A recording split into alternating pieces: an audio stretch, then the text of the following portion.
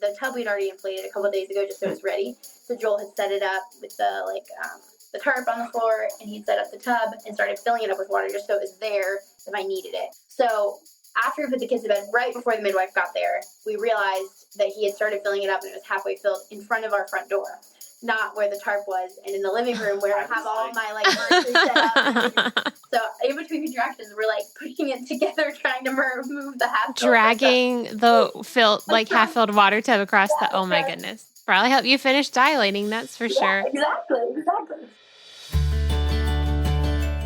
Hi, I'm Cayla Heater, follower of Jesus, wife and mother of 5 children, Christian childbirth educator and doula, and your host of the Surrendered Birth Stories podcast, where we share God-centered birth stories, evidence-based birth education, and our pursuit of surrendering our birth plans to God. Let's get started. Hey everybody, I hope your week is off to a great start. I am finally catching up on some sleep I've lost over the last 12 days. I have been to 5 births in the last 12 days, most of them pretty long, and all of them overnight, which has been wild. So I have been catching up, but it's been beautiful. It's funny because these moms were all due, they were spread over a 5 to 6 week spread with their due dates, but they all went within less than 2 weeks of each other. But that's birth for you, unpredictable and on God's timing and nobody else's. And that is for sure. I was so excited to receive a new review this week, and I can't wait to read it. Reviews are super helpful for this show, and it's always really fun to get a new one. This is from Meredith RC. She says, absolutely love. By far my favorite podcast. Cayla is so kind and intentional with each of her guests.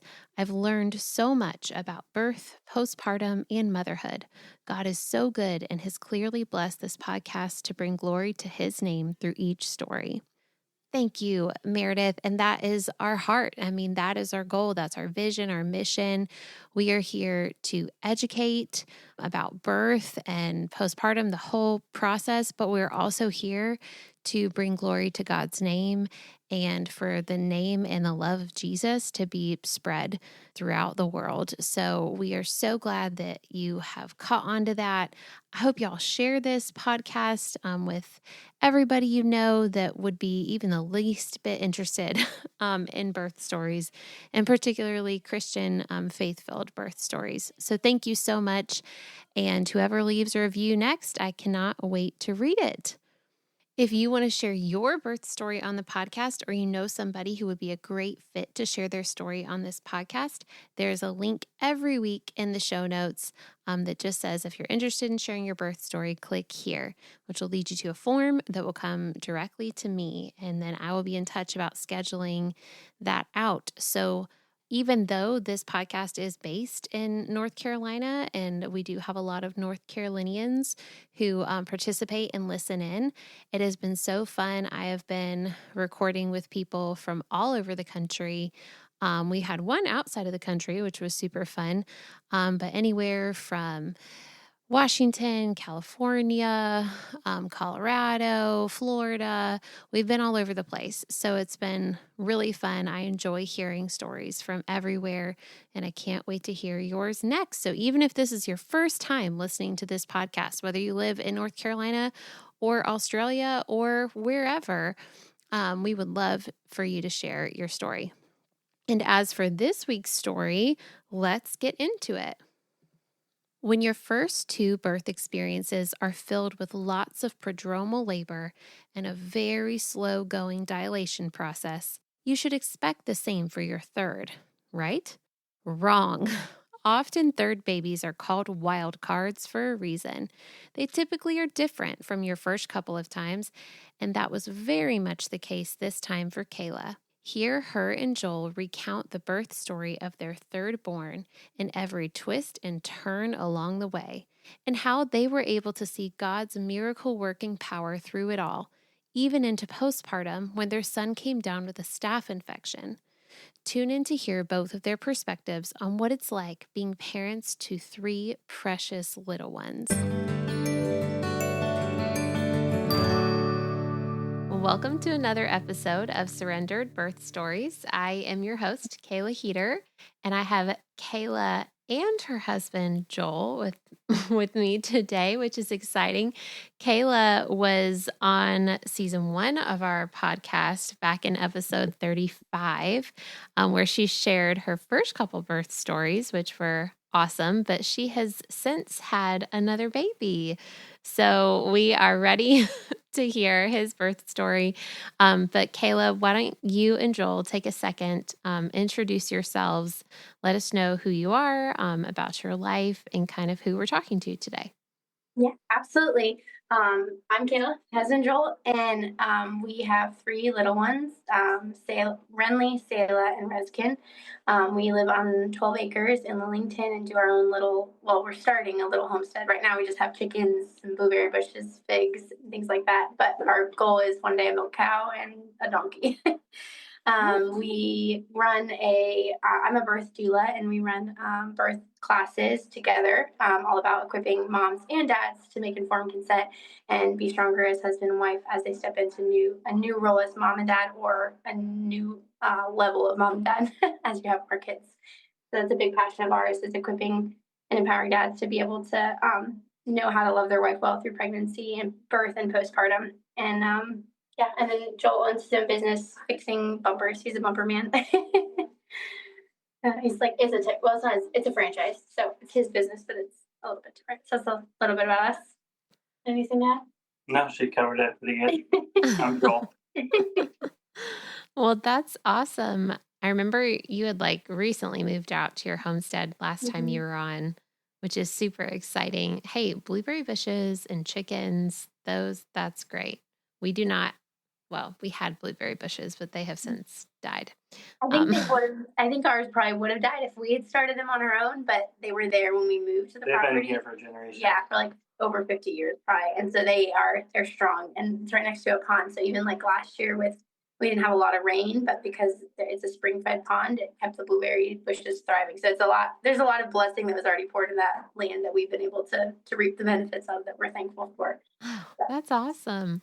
Okay, now I know what you would do with a dairy cow. What would you do with the donkey? The main goal of a donkey would be to be companionship for the cow, as well as protection. So cows are herd animals. They will get depressed and not do okay if they don't have somebody with them. So when you have a mom cow and a calf, then they're okay. But if you get rid of the calf and don't want to have a bunch of different cows, then they need somebody that's there permanently. And so a donkey and cows can be friends and keep each other company. But then also the donkeys will take care of snakes and coyotes, and it's a really good protection for a milk cow. Sounds like a future children's book story. That's right. It really does. That's cool. Okay, well, let's talk about your most recent birth story. But if you could start us off with where you left off after your last baby, and kind of take us on the journey of what it was like going into your next pregnancy. Yeah. I think that when we did our call last time, I actually was very early pregnant with our third, that we ended up miscarrying. We started being open to having more and being really excited about it this summer that my second turned 1. And it took a couple of months, which was different for me. I was kind of used to controlling it. Every month that we were oh, this would be great. It could happen. It happened every month that we were not wanting it to happen. It didn't happen. And so that was a new challenge for me mentally of oh, okay, why isn't things going according to my plan? Which God really threw me in that, the proverb where it's man makes the plan, but God determines it, learning to trust that, I can have a plan. God gives us freedom to have a plan, but trusting where God determines that we go. Right. And so we found out we were pregnant right after my first turned 1, and we were very excited. It felt like perfect timing. We were so thankful to the Lord for his timing of it all. Everything seemed normal. I was super nauseous, super tired, had bad headaches is another one of my hormonal signs. And then we went in for an ultrasound at 8 weeks, which I've kind of always done with mine just to make sure my dates are right and stuff. And the baby was was measuring like 4 weeks, if that. And so they were like, it could be wrong with like something off with your dates. It could be like they weren't a medical office that we went to. Is like one of those baby bump places. So like we don't really have the resources here to figure out what's going on. So we recommend like you know go to a hospital or your doctor. So at that point I was like, I know that like this baby could not be 4 weeks. Like I know when my cycle started, when I got a positive, like that doesn't make any sense. So we had a lot of prayer. I reached out to a local pregnancy center because we use home birth midwives. And so they don't do like ultrasounds. They do Doppler care and stuff like that and can refer you to an ultrasound technician if you need it. But so we prayed a lot. And when when my mom was pregnant with me, she went to the first ultrasound. They said that I was like 3 weeks behind.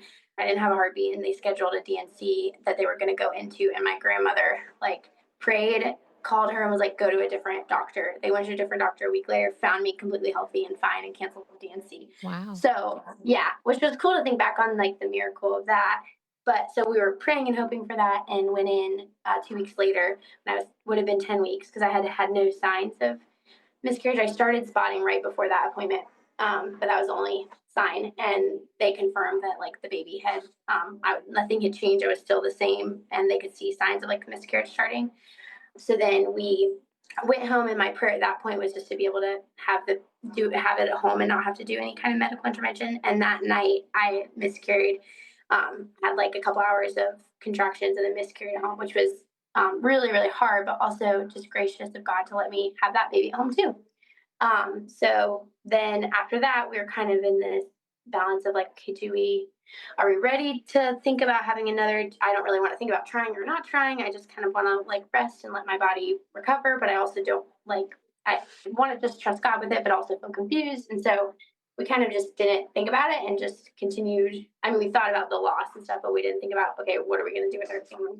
And then this is how the whole being interested in birth doulaing and everything started, because I went to my sister-in-law's home birth, and I had been at a couple births prior to that, but I went to her home birth and just felt like God was saying, like, this is what I'm calling you to go into now. Like, this is what I have for you. And I had always wanted to do something in the birth, like, area.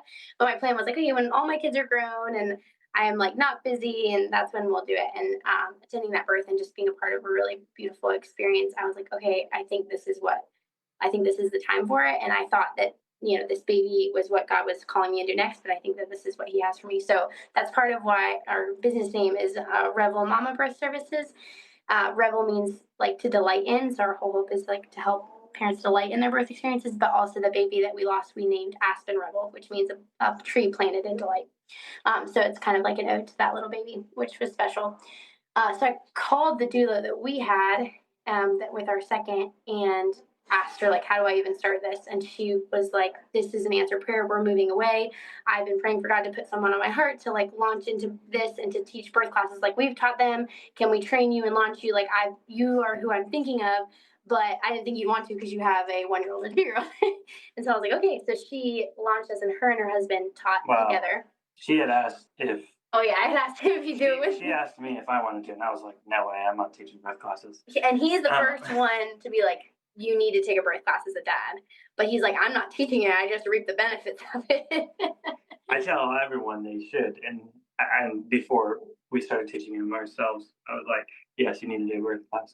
And then we had a couple friends who they were getting ready to have their baby.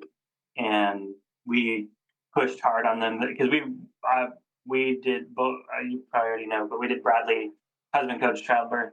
The class that we took that's what for a couple both taught. our previous pregnancies and with ResCan as well. And we're big advocates. We were big advocates for it. And our friends who we were pretty close with are like, yeah, I think it's just kind of expensive, and then like we'll think we're just gonna go for it or whatever. And I was like, you can't do that. And so I was like, I'll teach it for them. He's like, and that's it. For them. And then we're done. Then we're done. And so we teach a Bradley method style, but our own like way that we do it, like our own childbirth course, but with a lot of those like that style of husband being involved, learning how to take care of mom during pregnancy, know what's going on, how to help support her and be her advocate when she can't in labor. And so we did all of that with she like helped launch me. And then I found after I got my first birth deal client, we found we were pregnant with Reskin. And that was a huge blessing. It was like right around Christmas, which was really exciting. There was definitely a lot of navigating, like still grieving and having a lot of joy also for this sweet baby. And so God was really gracious in like processing through a lot of that. And then we started teaching the birth class. And we had 3 couples that were friends of ours that wanted to do it. And Joel's like, I'll just do it this one time. Like, this is just something because we love these people. We need to do it. We'll hang out with them. It'll be fine. And then throughout the 12 weeks of teaching it, he's like, I think I'm passionate about this. He's like, I think we got to do this. Don't keep opening. Yeah, it was more like, I just see how dumb men can be. I know they can have so much better experience, and it can draw mom and dad so much closer together. So I just was like, well, I'll just do it for that, I guess. Mm-hmm. And that's what I really passionate about it. It's just encouraging dads to be really involved in the process, because usually moms, they read all the books, they learn all the knowledge because they're the ones that are going through it and want to be prepared for it. But then when you're in birth, you don't always remember the different things because you're focused on what your body's bringing baby here and all of that. And so having a teammate because dad wants to love and help mom, even if they're not aware how to do that, but equipping them to know how to versus being like, okay, the nurses and the doula and the doctors know what to do and I don't want to get in the way. It's like, I know it's happening and I can be that support and encouragement, because of all people, dad knows mom best. And when he can know her well in that environment and help her relax, it makes a huge difference in mom and dad feeling like they work together versus dad kind of being there and mom being on the outside. Because that can be a lot of people's experience, which is not the intention of the husband. He wants to be there and love, like that's his person, but it can be hard and scary if you don't know what's normal and what's not normal and how to love her through. So then we found out we were pregnant with Redskin. And that was a little bit wild because we were in the middle of a giant kitchen remodel on our 1950s farmhouse. And so we finished it like 2 months before he was born, which was awesome because that was my big thing, is like, for having a home birth, I would love to have a functioning kitchen prior to him being born. And we were doing most of it ourselves. Yeah, we did a lot of the remodel ourselves, which just took longer. And there was only so much I could help with. But yeah, his pregnancy was really healthy. It was different. He was a boy, which was funny to see like some of the differences because I have 2 girls and he was my first boy. A lot of it was like not the classic things. Like with the girls, I had way less nausea. With him, I was nauseous till like 24, 25 weeks. And then sometimes it would like flare up randomly, like further along in pregnancy.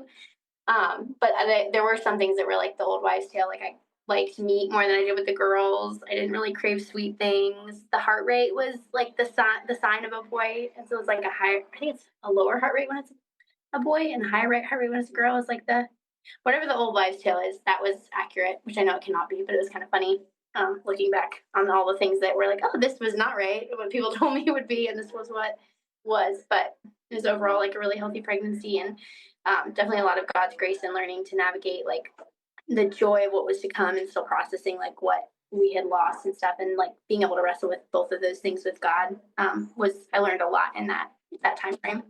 Yeah. I'm just still like sitting here soaking in all of the fact that you guys are this like powerhouse birth couple now, like teaching these classes together. That's amazing.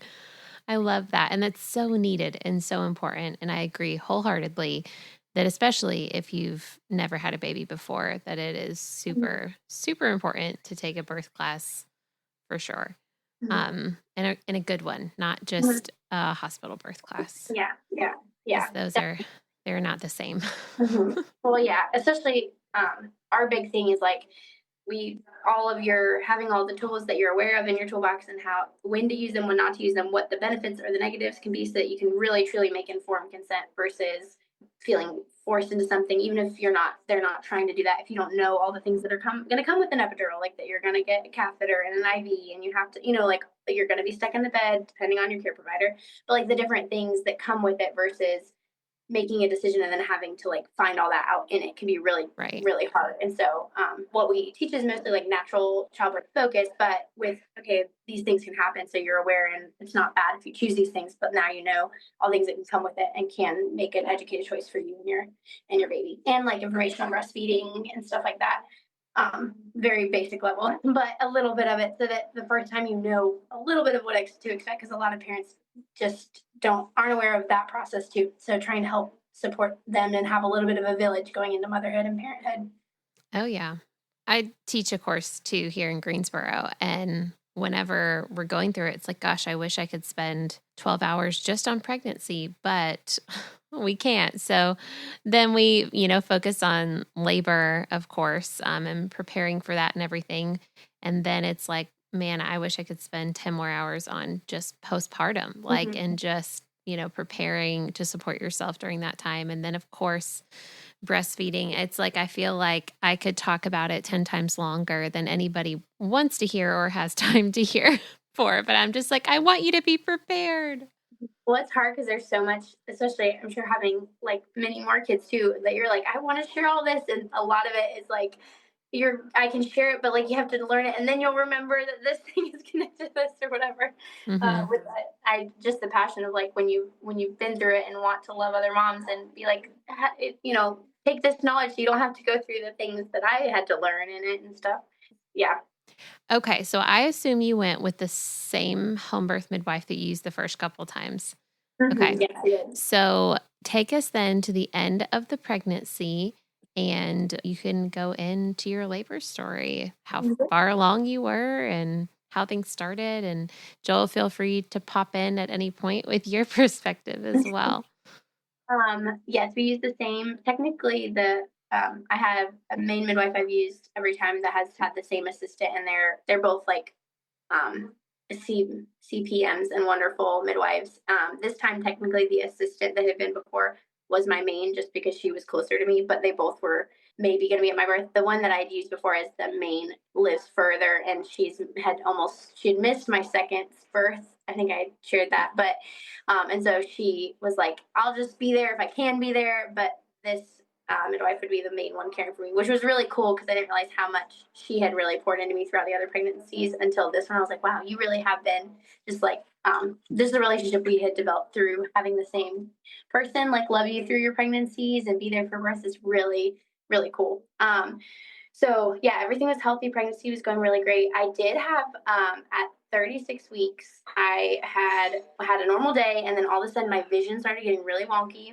That was really bizarre. My vision started getting really wonky. I felt really off and like couldn't focus well. Joel was on his way home from work, so I called him and was like, something's wrong. Like, I don't know what is going on, but something is wrong. So he came home and he kind of thought he thought at first, like, okay, I think you're just tired, like you had a long day. And then all of a sudden my speech started changing. Like I would be thinking like, hey, and I was supposed to host a church event. But so I'd be like, in my head, I'm like, hey, I need to grab this. And I'd be like, I need to, but then I couldn't like finish in my head, I was thinking what I wanted to say. And it was really bizarre. So when he realized that something was seriously off, we started loading up to go to the doctor to be like, okay, this is getting weird. And then my arm started going numb, and it was like a whole bunch of different things happening at once. We rushed to the hospital because my throat started going numb and it felt like I couldn't breathe. Get in, and I was like the whole time praying. I was thinking of something like preeclampsia, which I've never had. I'm really intentional about my diet and everything to try to avoid that to the best of my ability. I've never had blood pressure issues, but like with the eyesight, it's like maybe that's what's going on. Just praying like the baby's okay. It was really scary. We get to the hospital. We have our little kids with us, and thankfully someone from church was able to like meet us at the hospital and take them because I couldn't communicate what was going on. We get into the hospital. The doctor was amazing, which was I had been praying the whole like way there just because I'm like, hopefully they don't think that I'm unwise doing the homework. Hopefully they're kind towards me and the baby, like what's going on. Because I've heard just different stories of, depending on the doctor you get, how they're going to treat you with the choices that you've decided to make. And guy was awesome. And he immediately, he checked blood pressure, checked protein urine, everything was fine. And he was like, you have an aura migraine. And my head was not hurting at this point. I'm like, what? At first I thought I'm like, an aura migraine. Like, what kind of weird woo thing is this? What is he saying? Um, and then he explained it's a hormonal migraine that a lot of women, when they hit 36 weeks pregnant or somewhere in that range when your hormones switch preparing for birth, might get, or they can get it in perimenopause. And basically, it's your hormones drastically change and your body responds with like what's going on. So it like has stroke symptoms, it has like preeclampsia symptoms, it has, and then you'll end up feeling the headache afterward. But your body kind of just is like red flag something is happening. So he gave me a low pain medication that helps took away the eyesight issues and stuff. And then I did not have it again. But I talked to my midwife about it after, and she said it is fairly common and happening. A lot of people will think it's a stroke or something like that. They go in and it's just a hormonal shift that your body's like trying to figure out what happens. And so it's something she said to be aware of because I had it now that I might have it when I go through menopause because of my hormones responding similarly. Like that. It's really interesting. But everything was fine. Baby was totally fine. Got to go home that night and did not have another one, thankfully, because sometimes when you have one, I guess it can happen again. But that was a really weird moment of like, okay, God, am I going to have this baby tonight in a C-section? Because like this happened so quickly, and then everything was totally fine. But was an eye-opening thing on an aura migraine. Had never heard of that before. I've never heard of that either. Yeah, I know. It's really, but it was so cool to have a doctor that looked at all of the things versus jumping to like, okay, we need to get you in and do like And get baby induce out. you and Yeah, yes. right. And my thought was like, that's probably what's going to happen. And we got there, and the first thing he said is, your baby's fine, your blood pressure's fine, like you're not having this baby tonight, you're fine. This is what it probably is. We're going to test some things. And like he was which was just a big answer prayer because just depending on who you get in that type of situation, it can vary what happens. So I was really, really thankful for that. So we got home and everything was fine. I had prodromal labor with my other two pregnancies, so that was a big thing this pregnancy that I prayed about, and I switched to a different chiropractor that I highly recommend. If anyone's in the Triangle area, Britt Kopech is incredible. Webster certified, really intentional at looking at the whole body health. And she was the first person in my like almost 20 years of going to a chiropractor since like discovering that I had scoliosis of like sitting me down and explaining what my scoliosis is, what it does for my individual body and how we can work with it and help like reduce pain and issues and why my births have gone the way that they have.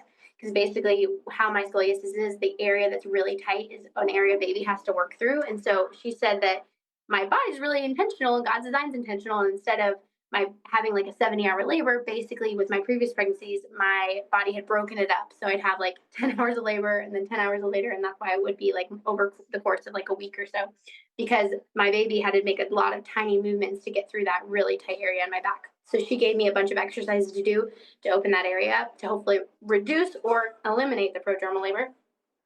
And I also had pubic symphysis with my third, and she helped me do different exercises and movements and adjusted me, and the pain went away completely from like really struggling to walk to like feeling fine, which was a huge blessing because that was like a little bit stressful. 20 weeks, I was like, how am I going to make it 24 weeks? Like I'm like moving my legs is really hard. And so that was awesome. She was incredible and helped a lot.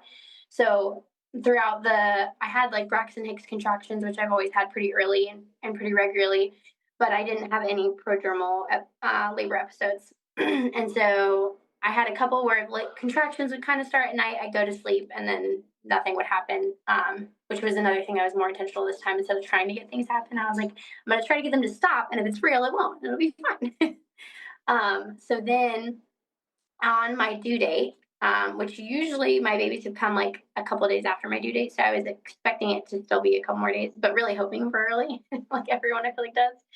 On my due date, the night before, my mom had like made all of the like like old wives' tale things that help you go into labor. Not the midwives brew, like not a induction thing, but just like a fun Spicy pizza, spicy food, like pineapple stuff.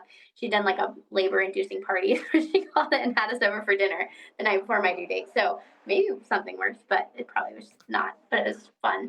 So then I did the mile circuit that night too, just as like a help get baby in a good position. That's something I've been doing a little bit more throughout the end of my pregnancy too, just because of my back and stuff to help prepare my body for baby being in a good position. So then on my due date, we went to the park, went to get to the coffee shop, walked around. It was a really fun like family day, which was cool because that's always been my prayer since having my first. each baby like having a sweet family time right before baby's born. And so then we got home and decided to go to Costco because we really need groceries. And if the baby's going to come in a couple days, we should probably like stock up so we don't have to worry about it. So we went to Costco and walked around. And throughout walking around Costco, I was having more regular contractions and some other signs. Like I was going to the bathroom more often. I was feeling just a little bit different in my body. So I had told Joel, I'm like, I think something's happening. Like, I think it's going to still be a couple days, but like, she said that, but I had no idea. I didn't know it. When we were at Costco, to be fair, I probably had told him a couple times, like, hey, I'm having contractions. Like, it's probably nothing, but maybe something. And that's probably what I said. It's like, I'm having contractions. It's probably nothing, but just letting you know. And so we kept walking. Maybe she said that. We kept walking around Costco. And then we got pizza before we were going to leave. And that's when I was like, I definitely, like, my body's changing. Like, something is shifting. Because I can usually feel, like, I don't know, pressure in my pelvis and things like that where I'm like, okay, baby's definitely engaged. So it's progress is being made, but it's probably like still a couple days away. We went home, unloaded all the groceries. They got more regular, I thought. So I tried like tracking them and they were not at all regular. I was way off. So I was like, oh, okay. Like I was wrong walking around Costco, made it pick up and like, this is nothing. We put our kids down for a nap and then sat down to watch a show we've been watching and like rest a little bit. I was but sitting on a yoga ball. And then my water broke. And I have never had that happen with my first two, my water broke the first time I pushed, like 10 centimeters pushed and my water broke in the tub. So I never experienced that. And it was not like, oh, did my water break? It was like a movie moment of like water went everywhere. I'm like, Joel, he's like, whoa, we've never had this experience. That was definitely my water. Like, there's no questioning, which is cool too. Like, another prayer was that labor would be real for me to be very clear when labor started, because I'd had that like back and forth with my first two of, is this labor, is it not? And so that was so cool. Just the intentionality when you pray about things, even if God doesn't answer all of them, how you then see the ones that He does answer is really cool. So water broke.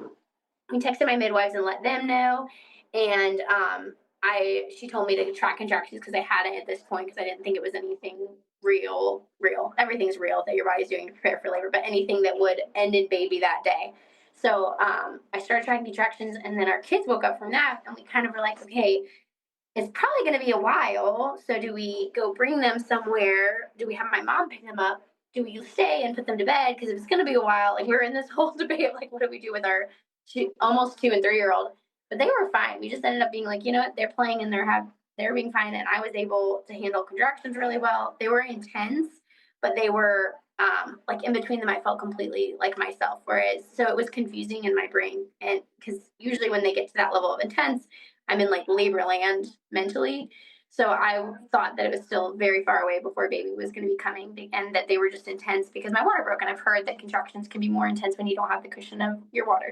It was a little bit different for me with this labor too, just because of the younger kids.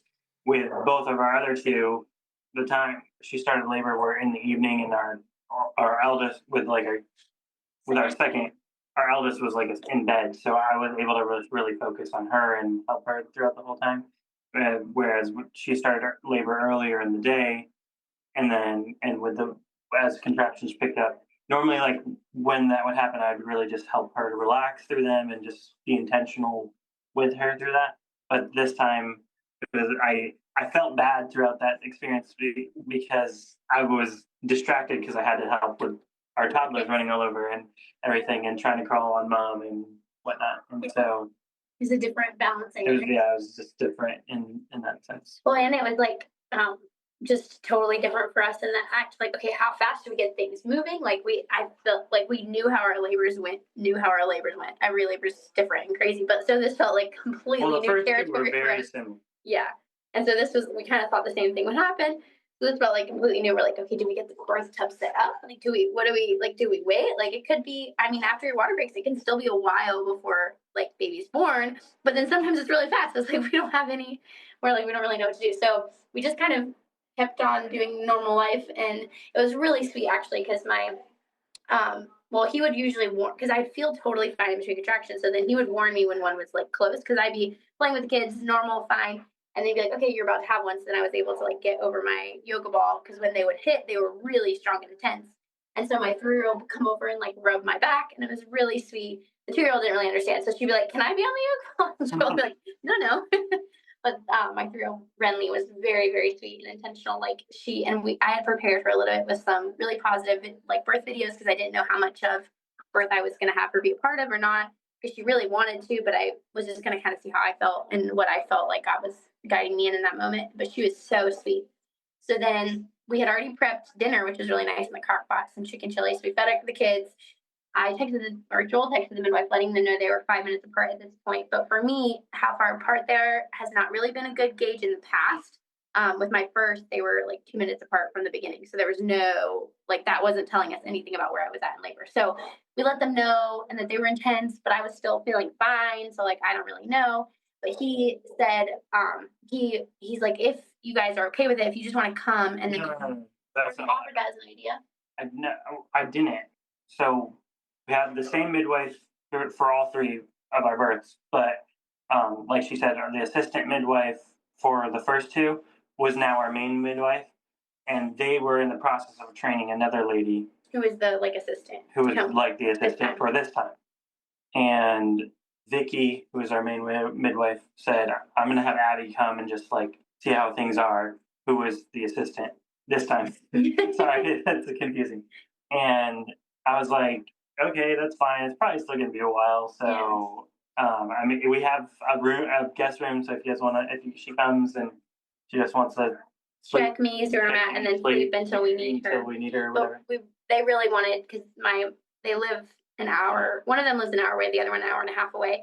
And my labors are usually really, really long and then fast. Like I'm in early labor really for a long time, and then active labor is fast. And I hemorrhaged with my second, and so they really wanted to be there, and if something sped up quickly, so that they could help. And they already had given a plan in place and stuff in case baby did come and they were not there. Like they had given some tools for Joel to use if I ended up hemorrhaging to help, like me be able to get to the hospital. We didn't really tell them to come, but I said contractions are this far apart, and they're like, "We're going to come and just be safe and be here, and worst case we sleep for the night, and then in the morning we're here if you need us." So then I put the kids to bed, which was really sweet. I got to do that with them, and like a last bedtime routine before the baby was born. And then when I came out from that, they picked up, which I think mentally I was able to relax more. I like wasn't okay, how are my kids? And so I was able to be more in the zone. I still, in between them, was like talking and fine and myself, but when they hit, I'd have to like lean over. He started doing counter pressure, which really helped. And I used the birth combs in the palm of my hand, which I'd not really used with my other births. I kind of tried with Cayla and didn't like it, but this time it was a very helpful tool. Did you use 1 or 2? I had 2, right? I don't remember. I think I had 2 for part, and then when I got in the tub, I just used 1. And I think I had lost the other one somewhere. But when I was out of the tub, I had both. The midwife got there like very shortly after we put our kids to bed, and she watched a couple contractions. This midwife hadn't been at my other birth. This is the assistant. And she's like, "I think I want to check you. Like, I think that you're close." Me and Cayla are kind of like, we look at each other and we're like, she's not seeing mother. She doesn't really know how Cayla labors. So. Like, we got a while to go. And so, but Cayla's like, I don't mind if she checks me. Because at this point, we'd not told anyone else to come. Like, my mother was going to be there to be as a backup to help with the kids if they woke up, and also just to be there. She's been all my births. My sister-in-law and my best friend were going to come too, just for prayer and like to be part of it. And then we had a birth photographer that we were going to have this time, which we've never had before. So we've not told anyone to come because we're like, it's probably still a really long time away. My labors are usually pretty steadily intense and long. So I agreed to get checked. I'm like, okay, if I'm like a 5, maybe I'll tell them to go ahead and start thinking about heading over or get some rest before, like I'll know what to let people know. Because at this point, we told people that I was in labor, my water broke, but not to come because it's still probably a while away. So she checked me, and she's like, "Oh yeah, you're probably like a 10, maybe a 9.5." And I like started crying because that was another like silly little prayer that I had. I've never had a positive cervical check. Like all of my cervical checks that they other like only after like 4 hours. Yeah, my water broke at 4 p.m. This is 8 p.m. when she checked me. And so I'd had the early contractions before that I didn't really like enough that we're at Costco and like fine. But real like contractions of my water breaking was at 4 p.m. and then 8 p.m. when she checked me. So I was like overwhelmed with just like joy and feeling so thankful to God because with the girls, I was always like, you're still 3 centimeters, you're still 3 centimeters, you're still, and then like I was pushing and it was in and I was fully dilated. So just having an encouraging cervical check was something that's like, it doesn't really matter, but it would just be really cool to like, you've done it, you've made progress. So did you immediately call everyone and be like, get here now? Yes. That was Usually, no, literally, Joel's like, we need to let everybody know. It's like, you might want to You're call gonna your mom miss it, and right? tell them to come right now. Because, every time as soon as she got to 10 centimeters in the past, I was like, I'm pushing and baby's out really quickly in the past. That like, is how it's less been. than 40 minutes of pushing. Yeah, my first was like right at 40 minutes, and my second was like 5 minutes. Like, it was very fast. So we call everyone and are like, get here and as quickly as you can, and they start heading that way. And at this point, when the girls were still awake, Joel had started the tub we'd already inflated a couple of days ago, just so it was ready. So Joel had set it up with the tarp on the floor, and he'd set up the tub and started filling it up with water just so it was there if I needed it. Because in the past, I've labored. This was before the midwife got there. Yeah, before the midwife got there.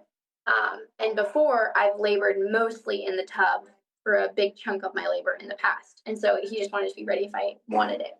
So after we put the kids to bed, right before the midwife got there, we realized that he had started filling it up and it was halfway filled in front of our front door, not where the tarp was, and in the living room where I have all my like nursery set up. So we're in between contractions, like we have pushing like these big, it together. beautiful windows in our living room. Nobody can see from like. We live like far back, yeah.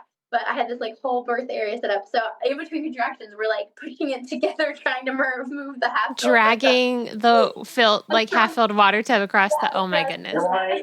Water is heavy. But it was very heavy. Yeah. But it was a fun. It was like we're laughing and probably helped the oxytocin, in the moment. Probably helped you finish dilating. That's for sure. Exactly.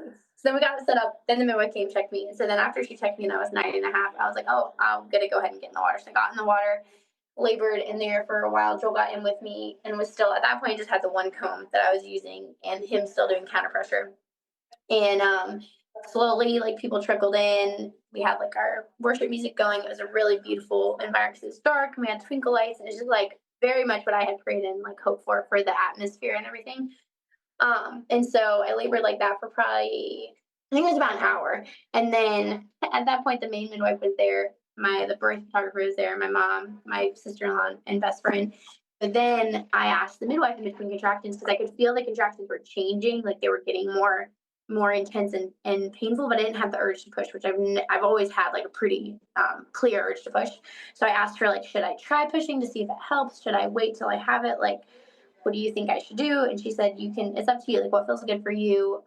If you're probably fully dilated at this point, I can check you if you want. And so I was like, I'll just try like giving like little pushes and see if it helps. Cause sometimes that can help with the pain of a contraction. If you're ready to push is like pushing a little bit. So I tried it. It just felt off and kind of weird just because I've never not had the urge to push. So she went ahead and checked me to see like maybe the assistant had gotten it off a little bit. And I was fully dilated, everything was great. Baby was right there. So she's like, it's really up to you. And when you feel ready, baby. And at this point, like they're checking our son's heart rate regularly and everything. And he was fine and doing great.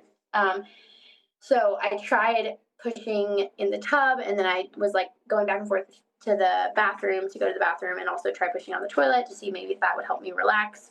I even tried pushing on the bed for a little while, which was like I did not like that very much. I like pushing in the tub much more.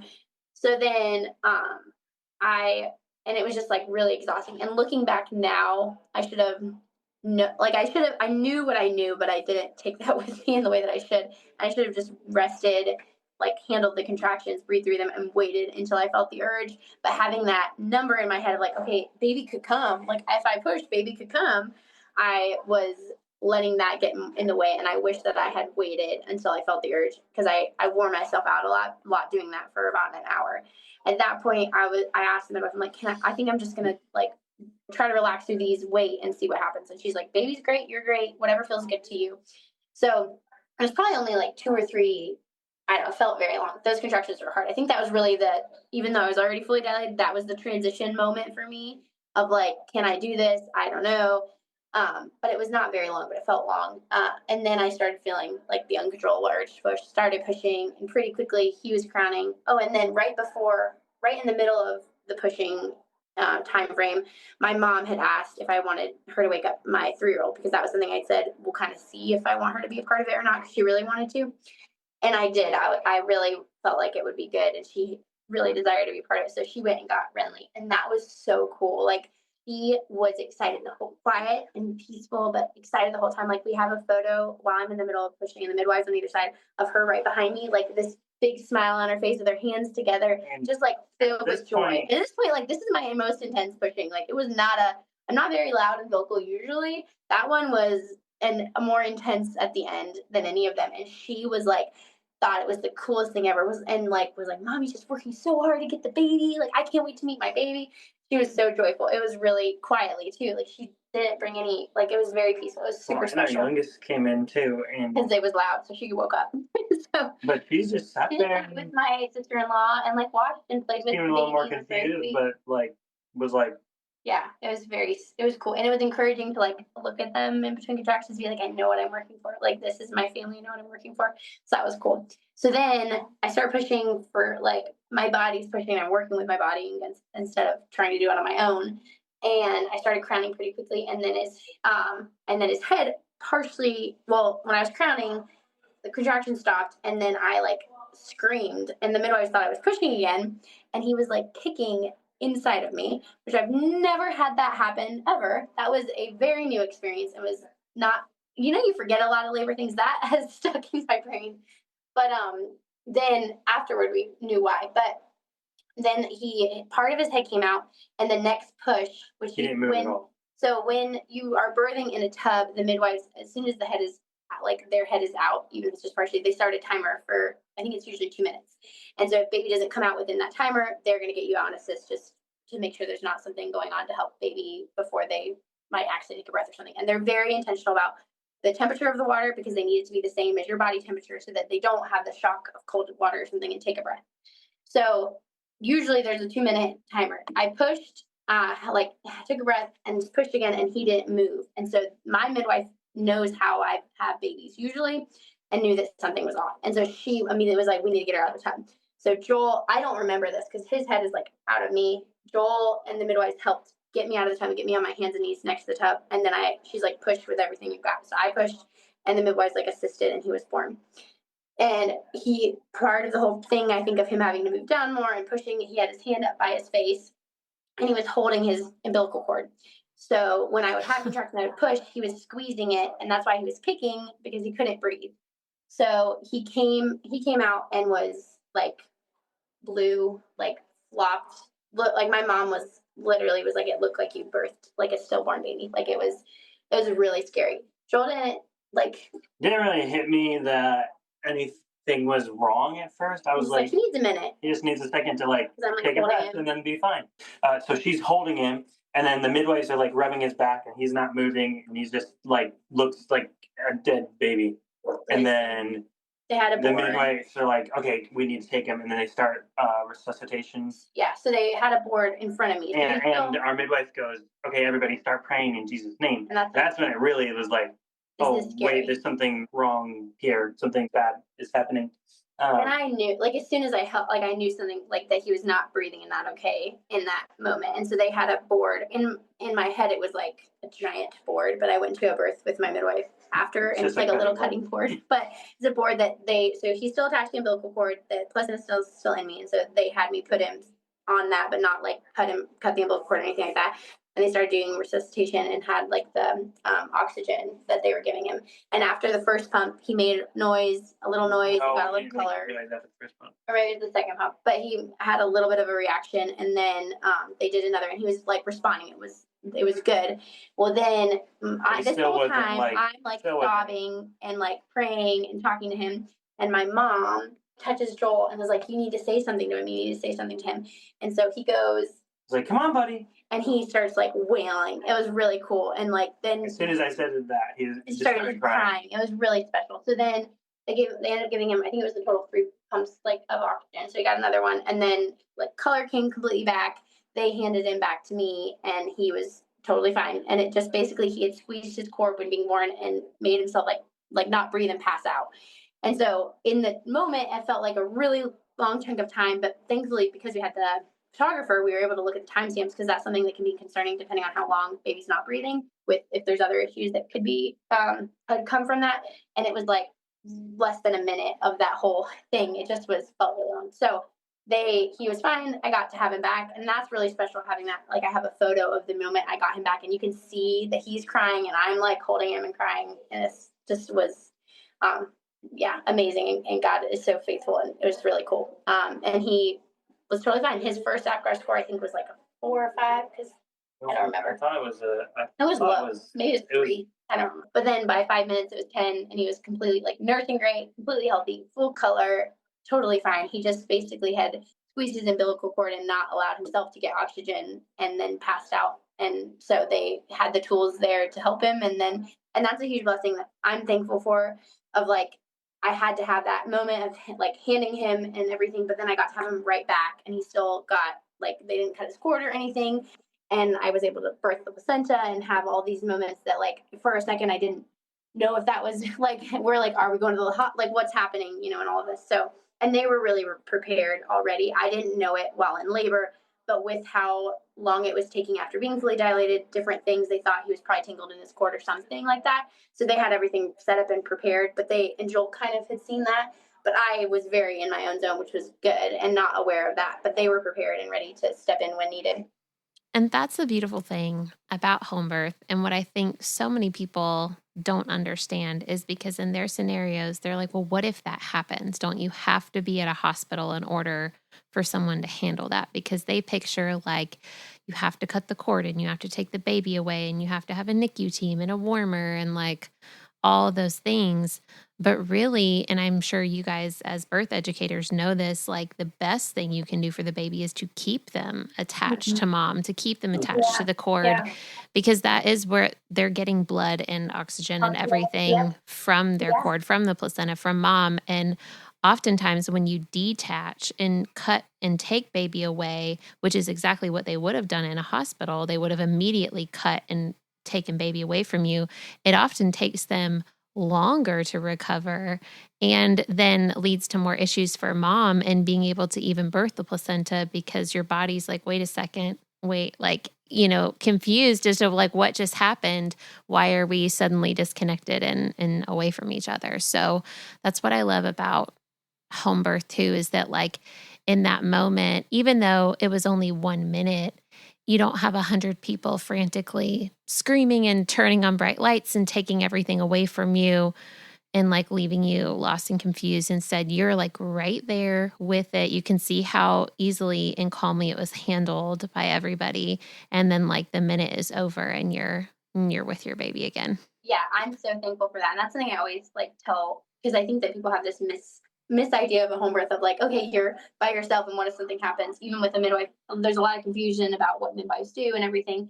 And what I always say is like, if you have a midwife that you trust, that is well educated and has the tools that, has good tools, is a good midwife, then they have the tools to help with a small emergency. And if it's a big emergency, to get you majority of the time to a hospital to then get the resources that you need. Like, you're not just there like, oh, oops, this happened, now what are we going to do? Like, they're prepared, they're trained, and they're there to help in those situations. And if they don't have the tools that they need, they, in most circumstances, have the things to then get you to where you need more help if you need more help. And so, right. And I did hemorrhage again with this after him, but they didn't expect it with my second, just because I hadn't with my first, and they still handled it, and it was fine, and I was fine. This time they were anticipating it because of my past birth, so it was a much quicker, like they gave me a homeopathic thing right after my placenta was born, and it was like just a little bit, and I did not have the same like struggling with being able to walk around and stuff like that. I mean, I still stayed in my bed, but I didn't pass out or anything like I had with my second,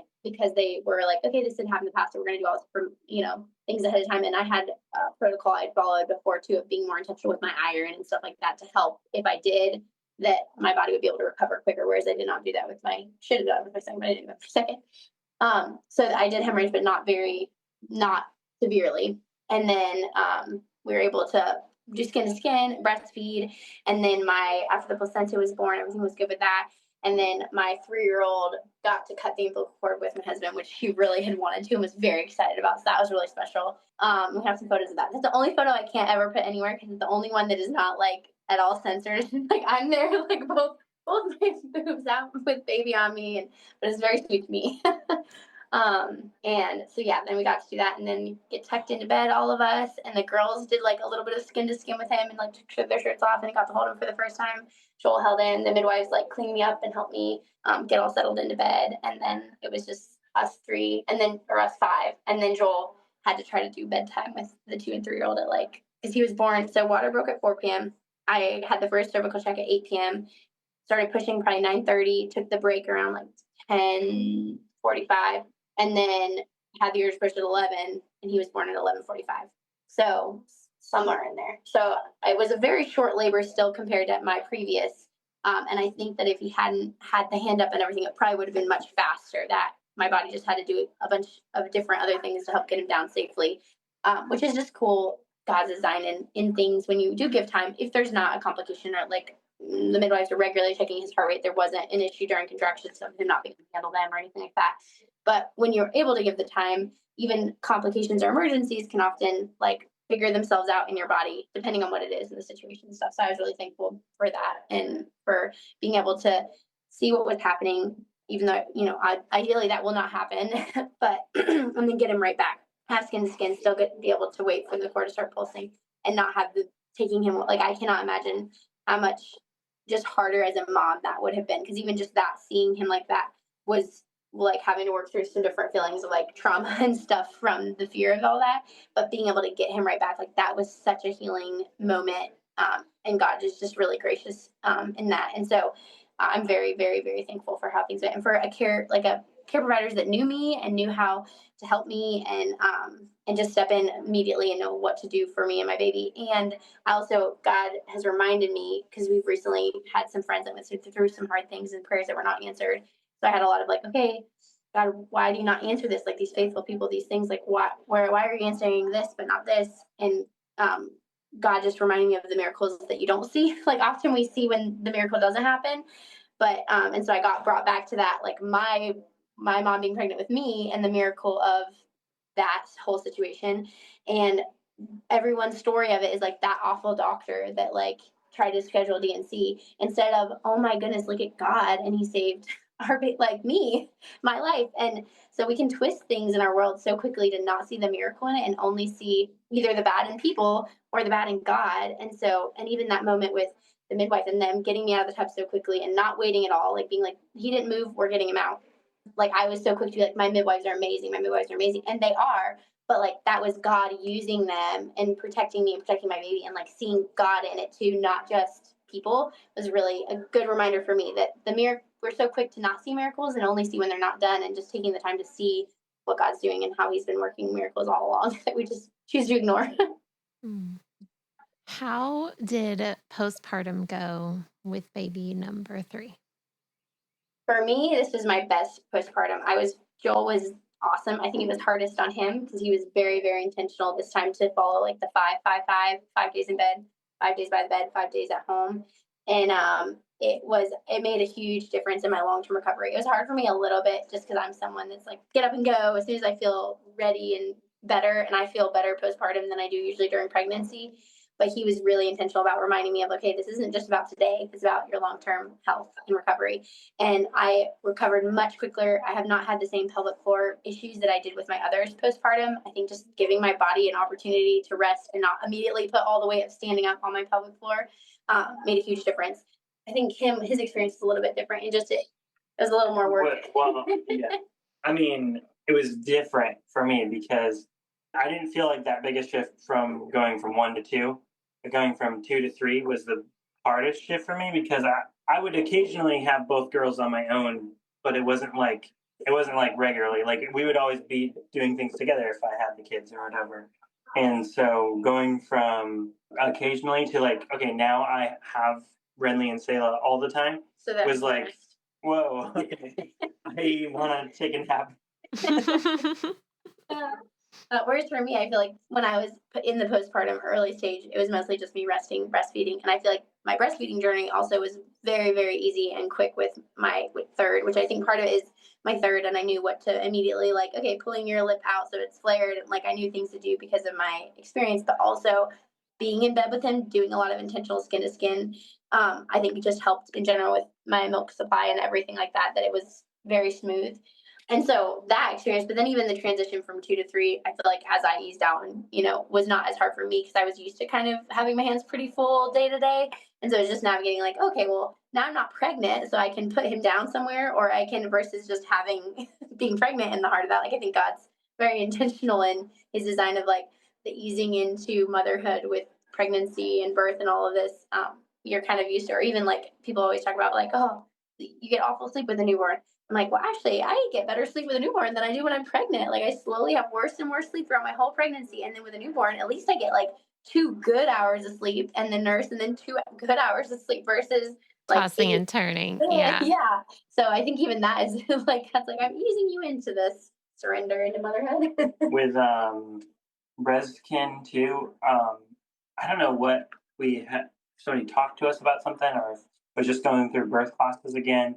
We had already known that skin to skin was important, and she was always really good at doing that. And I did it with both our girls, but with Reskin, like every time I held him for like the first month, I was trying to just do skin to skin, and I feel like I've been able to bond with him As a baby. much Quicker. easier and quicker than I did with. Not to say he's very bonded to our girls, but in that like little baby stage, I feel like it can be hard to Well, and he actually reaches for him. I felt like my girls didn't. They just wanted me. They always wanted her all the time, and so it was like it's been rewarding to. I don't know if that was what played into it the most, but I feel like it probably did. Mm-hmm.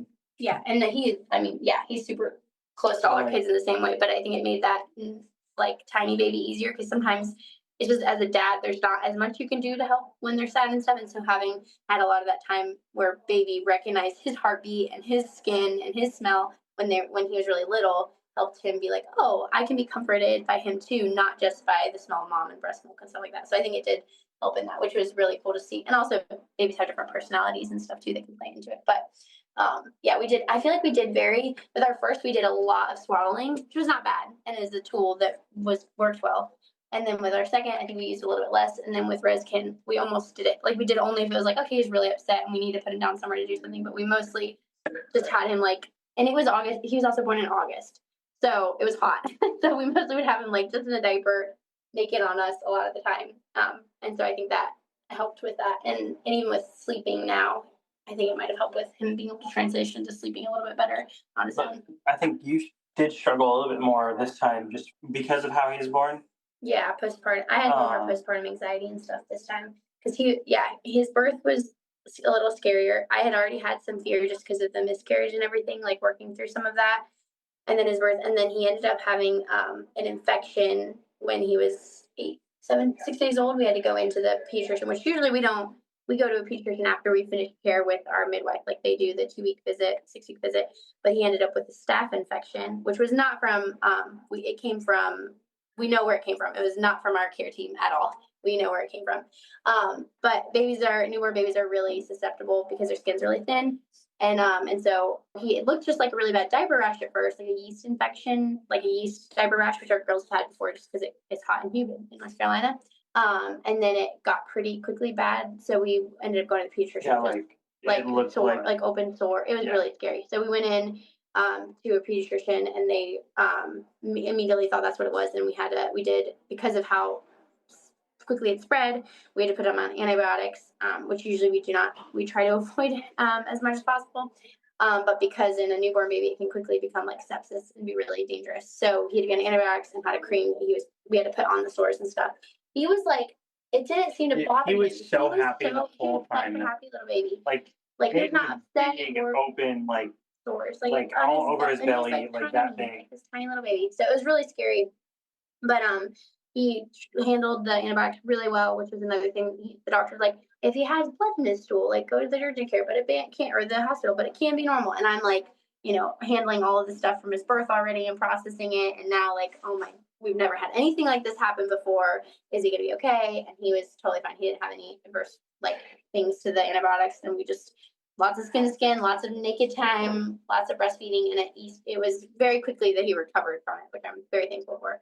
But that was, so I feel like that and the birth and everything, I definitely struggled way more with anxiety and stuff like that for a little while, just processing through all of that and being more fearful to go out with him because he had been like with my first two, we're like at the park 2 weeks postpartum, letting my toddler play and holding like having her in a wrap or something. And with Reskin, it was a lot more like, okay, he could be exposed to something, something could happen, like having to kind of process through all of that and work through like, okay, I things are safe, he's okay, I can't be scared of the world. Like even though bad things happen, it doesn't mean they always will happen. And I need to trust God and not on my own like strength to protect him. And his name is Reskin James, and it means or a warrior protected by God. And so like that was just, I feel like God kept reminding me like, hey, I have a hand in this. Like, hey, I have a hand in this, which was really gracious and in a little bit more. But yeah, I forgot about that. I definitely did struggle a little bit more, and I just eased off as I prayed. I did placenta encapsulation and started taking those, and everyone's different. You listen to your body with it and how you feel with comfort, but those helped a lot. And they did with my first two when I struggled a little bit with the anxiety. When I started taking those, and it helped ease. It wasn't as overwhelming in my mind, all the things. But yeah, that was probably the hardest part postpartum. Wow. It's funny because they often say, third babies are your wild card, and that sounds just like a wild card to me.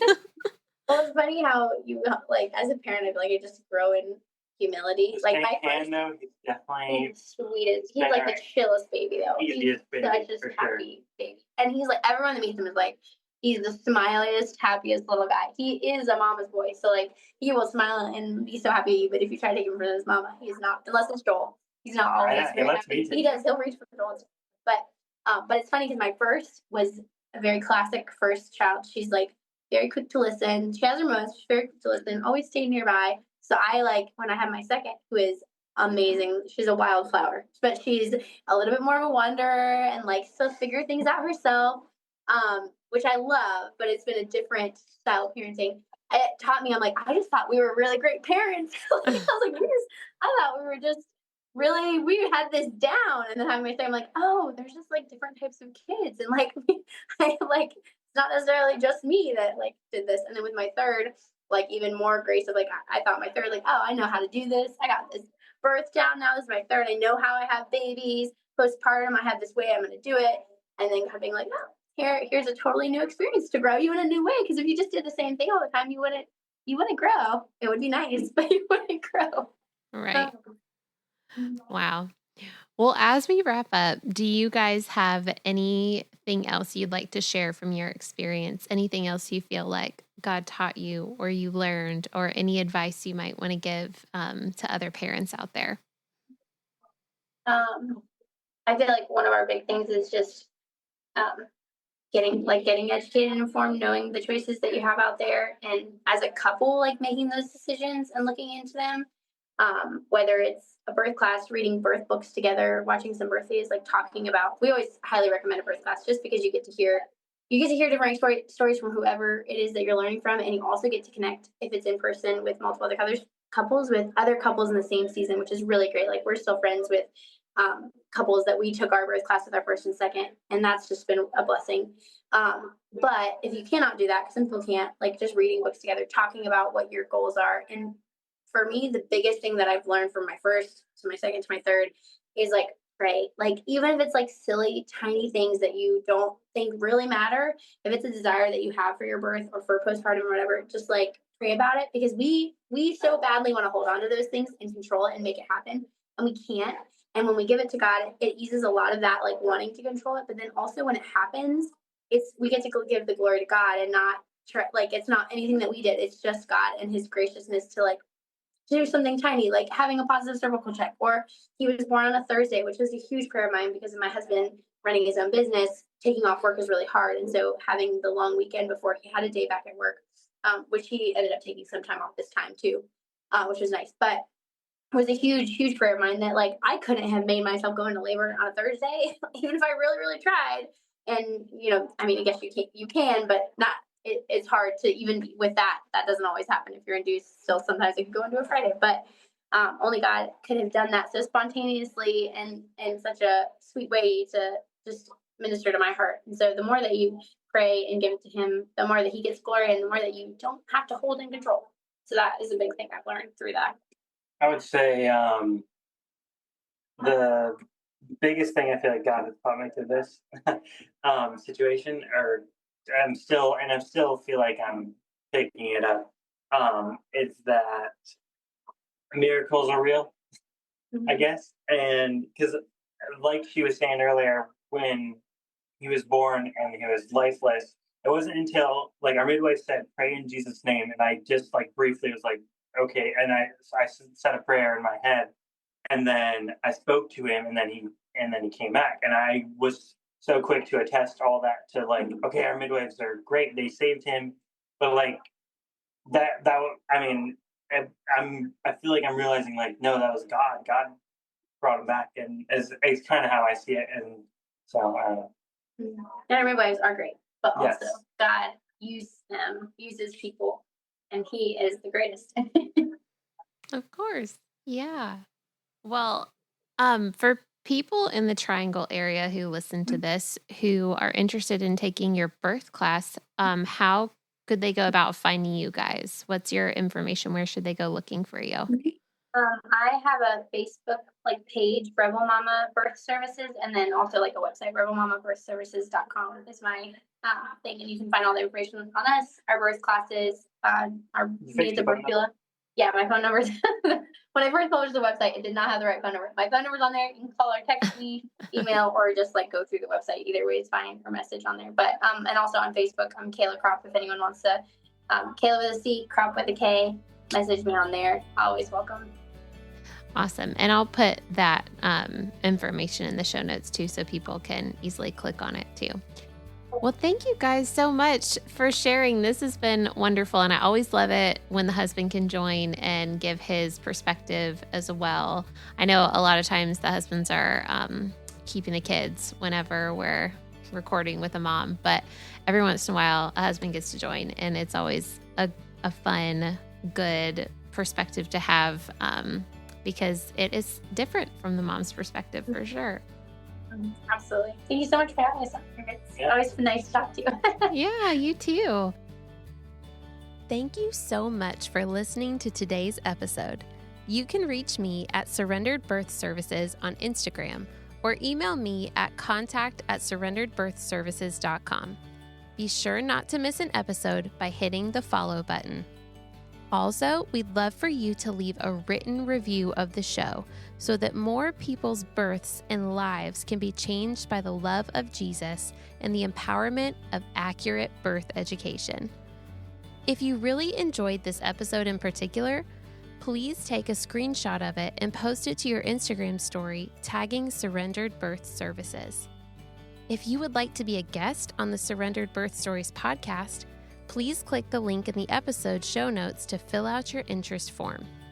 Also, if you're interested in taking my childbirth classes, birth consultations, or having me as your birth doula, please click on the link in the show notes to take you to my website for online and in-person options. Just as a reminder, this show is not giving medical advice, so please continue to see your personal care provider as needs arise. We hope you have a great week.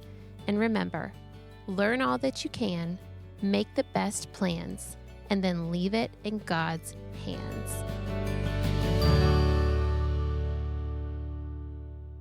Welcome to pick blueberries if your family wants to. Oh, my kids would love that. We have he's 19 months old now, and that kid can, like the Costco blueberries that come in this thing. I mean, he can just like finish it. He's just like a snack to him. Oh yeah.